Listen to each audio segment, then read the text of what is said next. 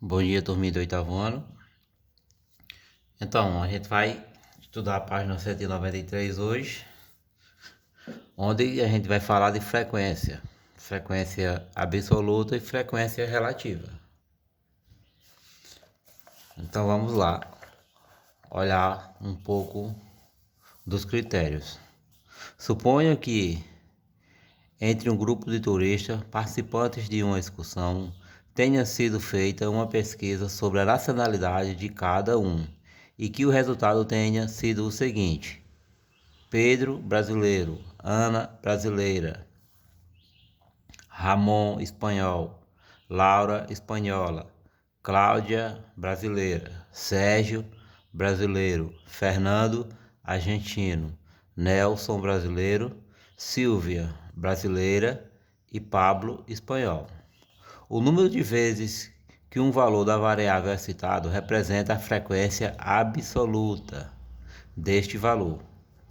Nesse exemplo, a variável é nacionalidade. Variável é o termo em questão, nacionalidade. E a frequência absoluta de cada um dos valores é brasileira 6 pessoas; espanhola 3 e argentina 1. Então, frequência absoluta é a quantidade de pessoas em cada grupo. Foram formados 3 grupos: brasileiro, espanhol e argentino. Existe também a frequência relativa, que representa a frequência absoluta em relação ao total de citações nesse exemplo. Então, nesse exemplo temos a frequência relativa na nacionalidade brasileira é de 6 em 10, ou seja, das 10, 6 é brasileira. Eu quero saber qual a porcentagem de pessoas brasileiras nesse grupo, ou seja, 3 sobre 5 ou 0,6, que é o mesmo que 60%. Se é 6 de 10, então é 60%. É a mesma coisa de 60 de 100. A frequência relativa na nacionalidade espanhola é de 3 em 10, ou seja, 3 sobre 10 ou 0,3 ou 30%. A frequência relativa da nacionalidade argentina é de 1 em 10, ou seja, 1 sobre 10 ou 1 dividido por 10, que vai dar 0,1 ou 10%.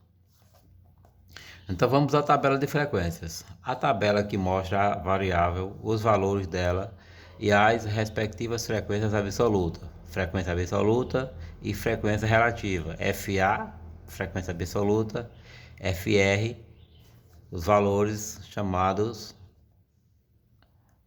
da tabela de frequência. Assim, usando o mesmo exemplo, temos esta tabela de frequência. Aqui a gente tem nacionalidade de um grupo de turistas. Nacionalidades. As nacionalidades são brasileira, espanhola, argentina. Frequência absoluta, a quantidade de pessoas. E a frequência relativa é em porcentagem, 60, 30 e 10%. Lógico que a soma das porcentagens tem que dar 100%, que é o todo. Juntando todas as partes tem que dar o completo, 100%. 6, 3 e 1, 10, o total de pessoas. E a nacionalidade são brasileira, espanhola e argentina. A observação: a soma de todas as frequências relativas de uma amostra totaliza 100%. Se dadas em porcentagem ou se dadas na forma de fração ou decimal. Então a gente vai para o nosso para a nossa pequena atividade e vai estar organizando uma tabela baseada nas informações. Então vamos lá na informação do nosso exercício. Uma concessionária de automóveis tem cadastrados 3.500 clientes e fez uma pesquisa sobre a preferência de compra em relação à cor: branco, vermelho ou azul. São 3 cores. Então também nossa tabela vai ter 3 colunas, igual a na nacionalidade. ao preço, ao número de portas, 2 ou 4, e ao estado de conservação, novo ou usado. Foram consultados 210 clientes diante dessas informações. Responda no caderno. Qual é o universo estatístico e qual a amostra dessa pesquisa? Então você vai pegar os 210 e vai fazer essa frequência aqui, ó. As duas frequências, relativa e absoluta. Quais são as variáveis e qual a classificação de cada uma delas? Quais os possíveis valores da variável cor? E agora a segunda questão.